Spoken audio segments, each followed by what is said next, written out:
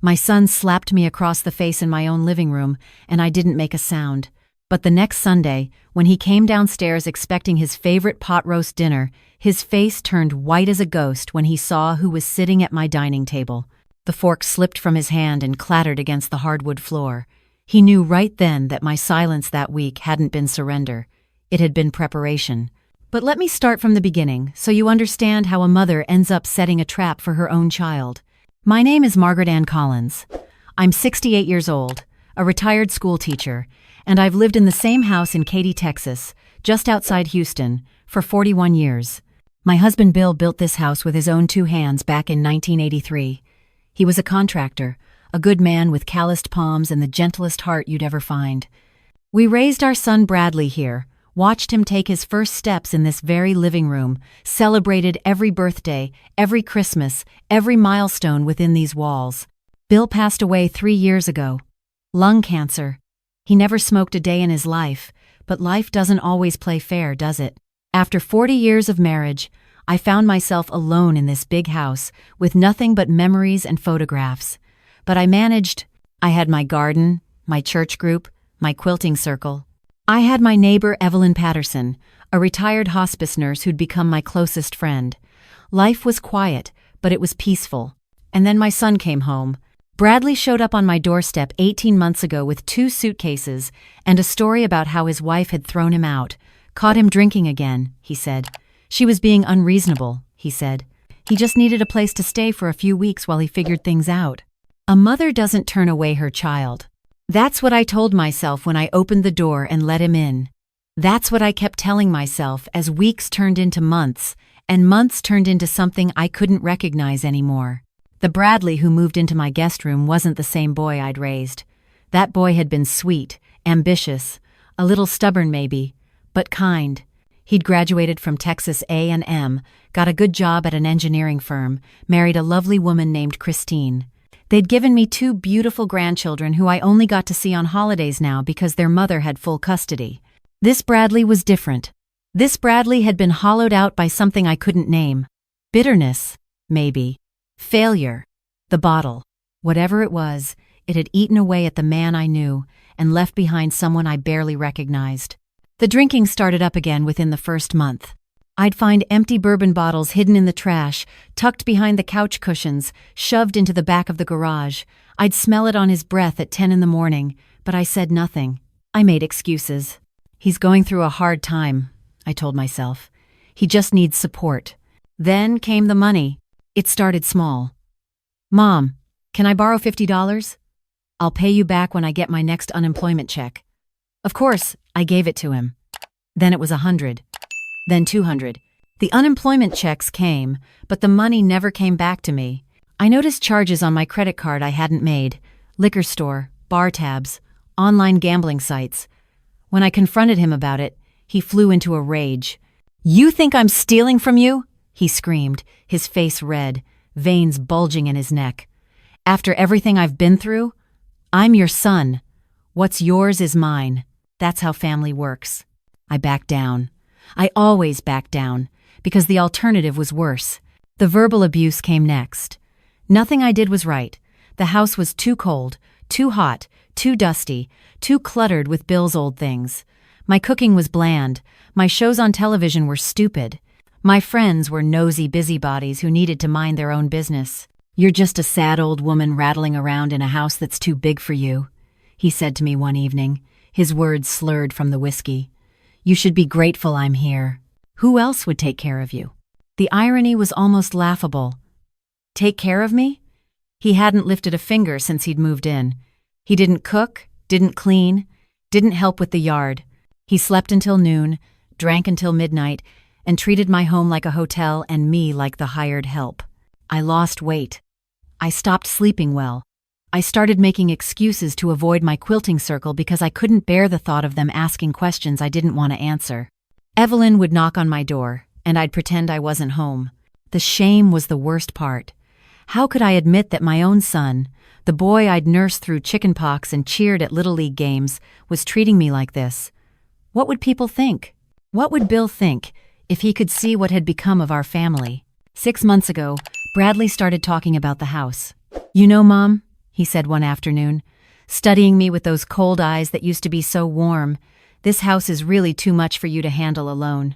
All this maintenance, the property taxes, the utilities, it must be overwhelming." "I manage just fine," I said quietly. "Do you, though?" He leaned forward in Bill's old recliner, the one I'd asked him not to sit in. "I've been thinking, it might be better if you signed the house over to me. For tax purposes, you know. And then if anything ever happened to you, we wouldn't have to worry about probate or any of that mess." My blood ran cold. This house, Bill's house, the house where I'd lived my entire married life, raised my child, buried my husband's ashes in the garden under the magnolia tree he'd planted on our 20th anniversary. He wanted me to just hand it over. "I don't think that's a good idea, Bradley." His face darkened. "Why not? Don't you trust me?" "It's not about trust. This is my home. Your father built this home. Dad's dead." The words were sharp, cruel. "He's been dead for 3 years, and you're still living in this shrine like he's going to walk through the door any minute. It's pathetic, Mom. It's time to move on." I didn't respond. I just sat there, my hands folded in my lap, trying not to cry. And he must have seen the tears building in my eyes, because he smiled, a small, satisfied smile that made my stomach turn. "Think about it," he said, standing up. "We'll talk more later." We didn't talk about it again. But something had shifted between us. He'd shown his cards, and we both knew it. The pretense of a loving son taking care of his aging mother was gone. Now it was just him circling, waiting, trying to figure out how to take everything I had. The first time he hit me was 2 weeks ago. I'd gotten a call from my bank. Suspicious activity on my account. Someone had tried to withdraw $5,000 from my savings. My savings. The money Bill had left me. The money I was counting on to see me through whatever years I had left. When Bradley came downstairs that afternoon, I was sitting at the kitchen table with my bank statement spread out in front of me. My hands were shaking, but my voice was steady. "Bradley, did you try to take money out of my savings account?" He stopped in the doorway. His eyes flicked to the papers, then back to me. "What are you talking about?" "The bank called. Someone tried to withdraw $5,000. They flagged it because the signature didn't match." He walked toward me slowly. So the only other person who has access to that account is you. I added you last year, remember? In case of emergencies." "Maybe it was an emergency." His voice was flat, dangerous. "What emergency?" He slammed his hand down on the table so hard the coffee cup jumped. I flinched back, my heart racing. "I don't have to explain myself to you," he growled, leaning over me. "I'm your son. That money is going to be mine anyway when you die. What difference does it make if I take it now?" "That's my money, Bradley. Your father worked his whole life for that money." "Dad's dead," he shouted, and the words echoed off the kitchen walls. "Stop throwing him in my face every 5 minutes. He's gone, Mom. He left you all alone in this big empty house, and I'm the one who's here. Me, not him. So maybe show a little gratitude." I stood up. I don't know where I found the courage, but I stood up and looked my son in the eye. "I want you to leave, Bradley. I want you out of my house by the end of the week." The slap came so fast I didn't even see his hand move. 1 second I was standing, the next I was on the floor, my cheek burning, my ears ringing. I tasted copper in my mouth where I'd bitten my tongue. He stood over me, breathing hard. For a moment, I thought I saw a flicker of something in his eyes. Shock, maybe. Horror at what he'd done. But it was gone as quickly as it appeared, replaced by that cold, empty stare. "You're not throwing me out," he said quietly. "This is my home too. And if you ever threaten me again, it'll be worse than a slap. Do you understand?" I nodded. I couldn't speak. I just nodded. He stepped over me and walked out the back door. I heard his car start, heard the tires screech as he pulled out of the driveway. And then I was alone, lying on my kitchen floor, staring at the ceiling Bill had painted himself all those years ago. I don't know how long I lay there. Long enough for the afternoon sun to shift across the floor. Long enough for my cheek to swell and throb. Long enough for something inside me to harden into steel. I got up slowly, holding onto the counter for support. My back ached. My face ached.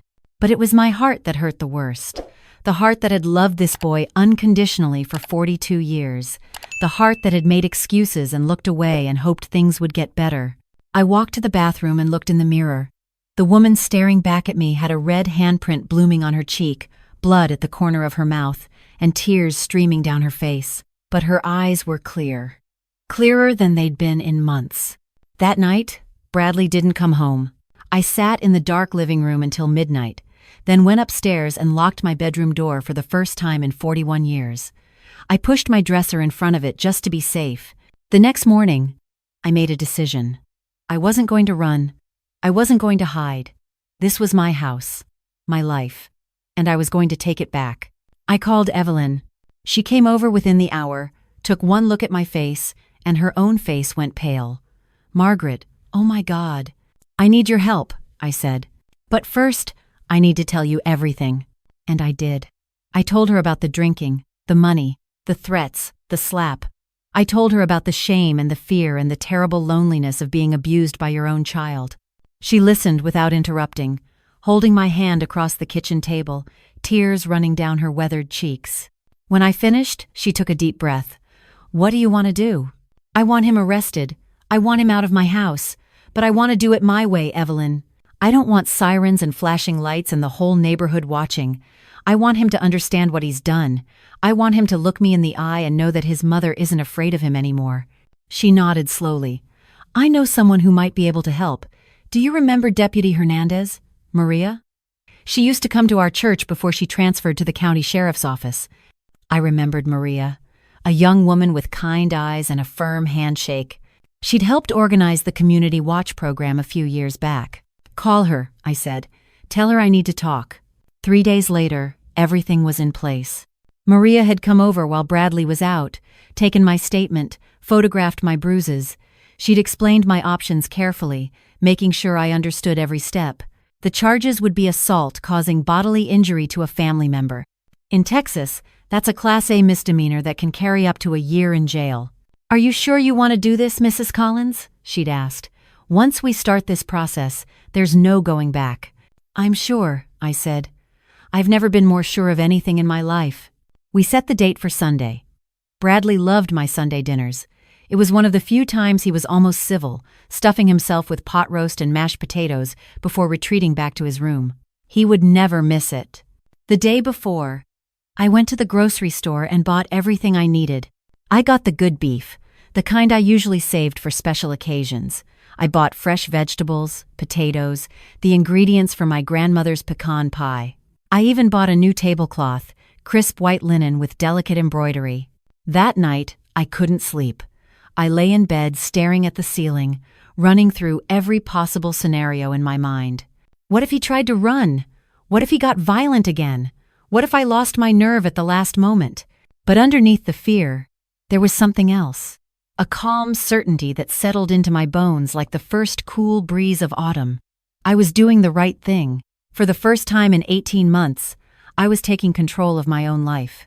Sunday morning dawned clear and bright. A perfect Texas winter day, the sky that particular shade of blue that always made Bill smile. I got up early and started cooking. The pot roast went into the oven at 9. I peeled potatoes, chopped carrots, kneaded dough for rolls. The house filled with the warm, comforting smells of a family meal. It felt almost normal, almost peaceful. At 11, Evelyn arrived through the back door.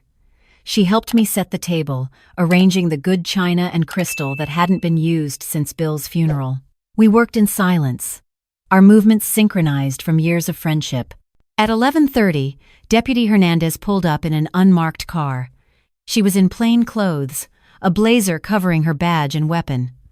With her was a woman I didn't recognize. "Mrs. Collins, this is Sarah Mitchell," Maria said. "She's a victim advocate with the county. She's here to support you and explain what happens next."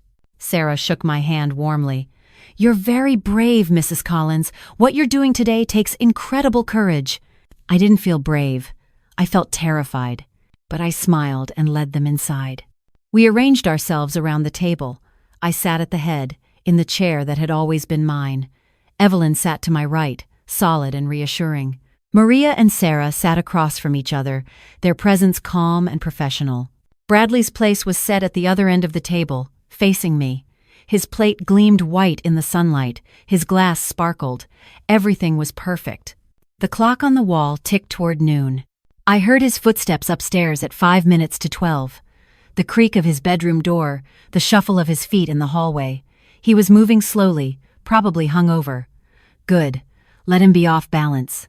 The footsteps started down the stairs. 1, 2, 3. My heart was pounding so hard I was sure everyone could hear it. Evelyn reached under the table and squeezed my hand. Bradley appeared in the dining room doorway. He was wearing wrinkled sweatpants and a stained t-shirt, his hair uncombed, his eyes bleary. He looked at the table, at the beautiful spread of food, at the elegant place settings. I watched a smile start to form on his face. He thought this was an apology. He thought I'd spent all this time cooking to make up for threatening to throw him out. Then his eyes moved to the chairs around the table, and the smile died. He saw Evelyn first, and frowned. Then his gaze shifted to Maria, and something flickered in his expression. Recognition, maybe. He'd seen her around the neighborhood before.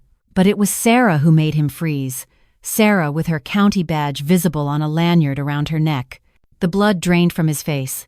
He went from ruddy to pale in the span of a breath. "What is this?" His voice came out hoarse, barely above a whisper. "Sit down, Bradley." My voice was steady. Calm, not the voice of a frightened old woman. The voice of a mother who had finally found her spine. "I asked you a question." He was trying to sound angry, but I heard the fear underneath. "Who are these people?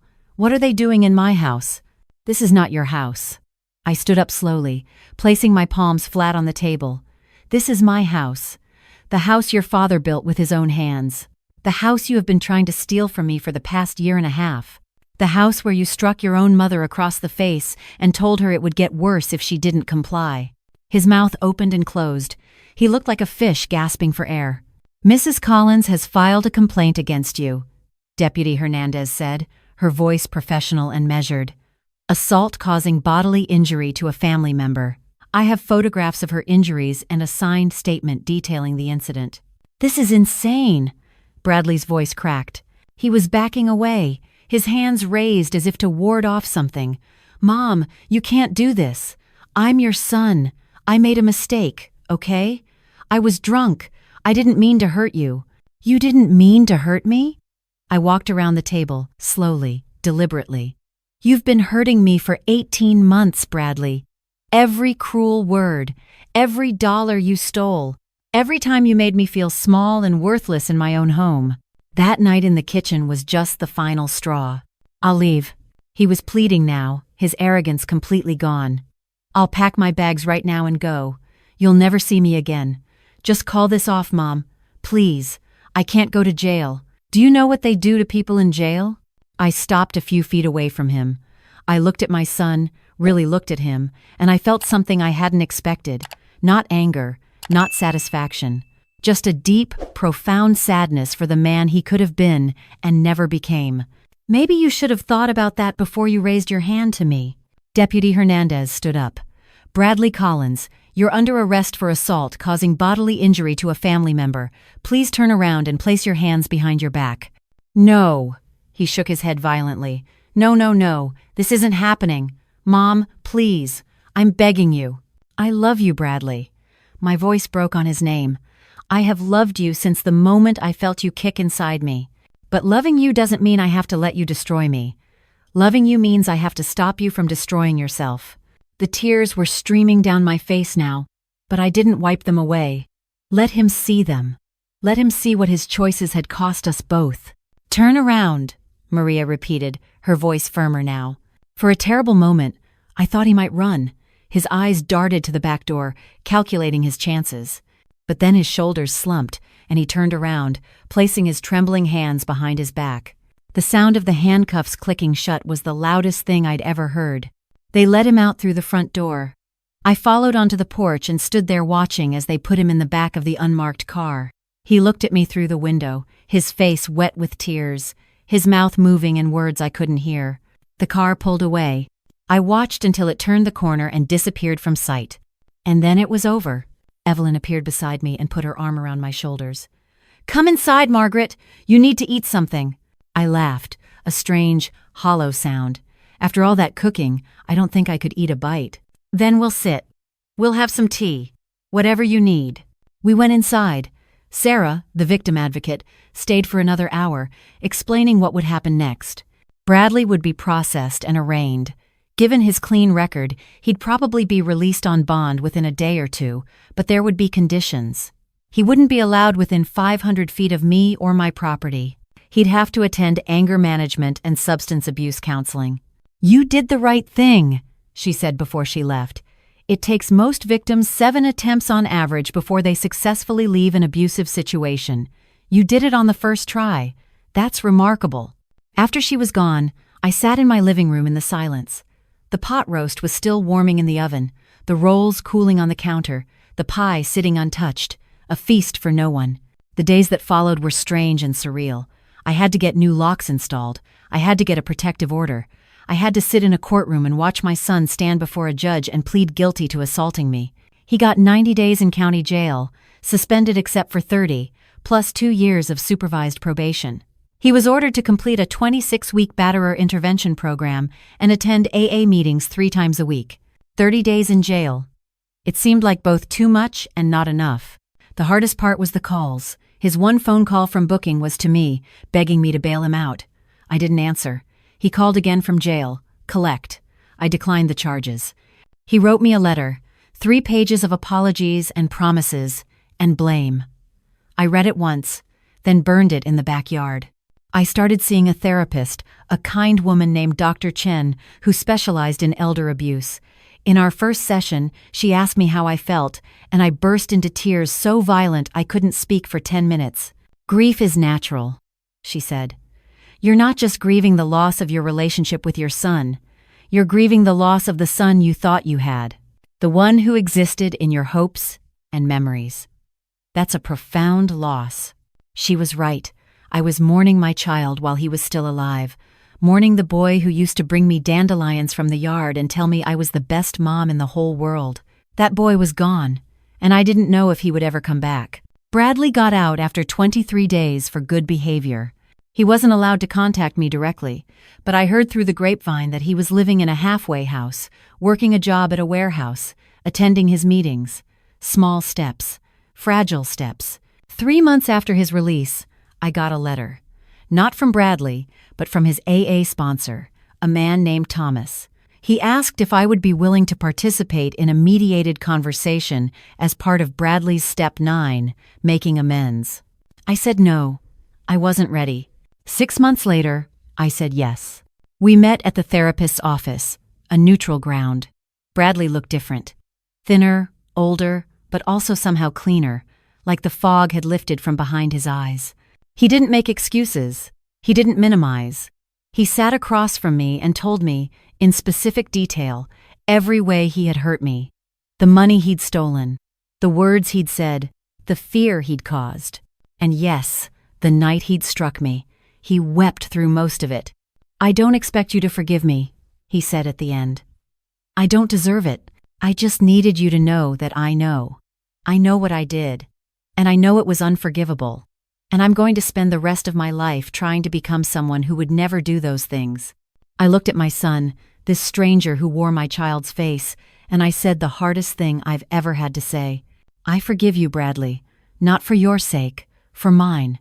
Because carrying this anger is too heavy, and I'm tired. But forgiveness doesn't mean things go back to the way they were. They never will. You are not welcome in my home. You will not have access to my finances. Our relationship, if we have one at all, will be on my terms. And if you ever raise your voice or your hand to me again, I will not give you another chance." He nodded, tears streaming down his face. "I understand. That was 2 years ago. Today, I'm 70 years old. I still live in the house Bill built. I've painted it new colors, rearranged the furniture, made it mine again. My garden is more beautiful than ever. Evelyn and I have tea on the porch every Thursday. I rejoined my quilting circle. Bradley and I see each other once a month for coffee at a diner, halfway between our homes. We talk about safe things, neutral things, his job, the weather, his attempts to rebuild a relationship with his ex-wife and children. We don't talk about the past. I don't know if he's truly changed. Time will tell. What I know is that I've changed. I found something inside myself that I didn't know was there. The courage to say no. the strength to protect myself even when it meant losing everything I thought I wanted. Some people ask me if I regret it. Calling the police on my own son, watching him be led away in handcuffs. The answer is complicated. I regret that it had to happen. I regret the years of denial that let it get so bad. I regret the boy I lost somewhere along the way. But do I regret standing up for myself? Do I regret choosing my own safety over my son's comfort? No, not for one single second. Because here's what I learned in all of this. Love without boundaries isn't love. It's servitude. It's enabling. It's slow suicide. Real love, the kind that matters, sometimes means letting people face the consequences of their actions, even when those people share your blood. My house is peaceful now. My life is my own. And when I sit on the porch in the evening, watching the sun set over the magnolia tree where Bill's ashes are scattered, I feel something I haven't felt in a very long time. I feel free. So if you're watching this and you're going through something similar, please hear me. It's not your fault. You're not alone, and you are stronger than you think. The first step is the hardest, but once you take it, the ground doesn't fall away beneath you. It holds. And you find out that you've been standing on solid rock all along. Thank you for listening to my story. Leave a comment and tell me where you're watching from, and if this resonated with you, please like the video so I know to keep sharing stories like this. Take care of yourselves, and remember, it's never too late to take your life back.